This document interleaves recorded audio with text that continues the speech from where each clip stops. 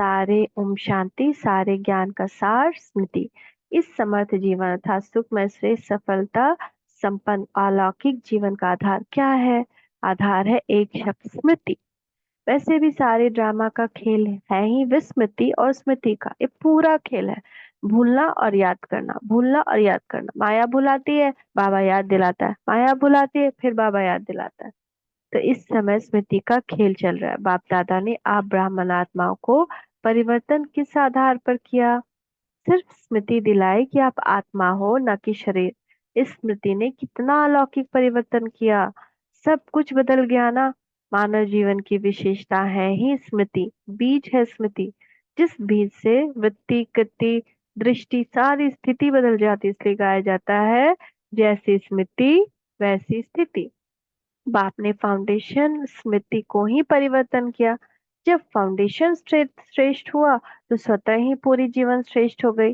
कितनी छोटी सी बात का परिवर्तन किया कि तुम शरीर नहीं आत्मा हो।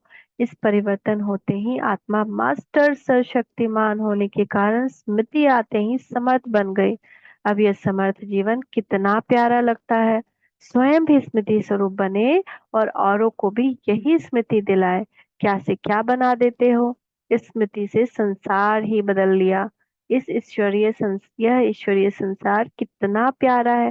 चाहे सेवा और संसारी आत्माओं के साथ रहते हो, लेकिन मन सदा अलौकिक संसार में रहता है। इसको ही कहा जाता है स्मृति स्वरूप। कोई भी परिस्थिति आ जाए, लेकिन स्मृति स्वरूप आत्मा समर्थ होने के कारण परिस्थिति को क्या समझती है? यह तो खेल है, कभी घबराएगा नहीं। वह कितनी भी बड़ी परिस्थिति हो, लेकिन समर्थ आत्मा के लिए मंजिल पर पहुंचने के लिए ये सब रास्तों के साइड सीन्स है, अर्थात रास्ते के नजारे हैं। साइड सीन्स तो अच्छी लगती है ना, खर्चा करके भी साइड सीन देखने जाते हैं। यहाँ भी आजकल आबू आबू दर्शन करने जाते हो ना, तो अगर रास्ते में साइड सीन्स ना हो तो रास्ता अच्छा लगेगा?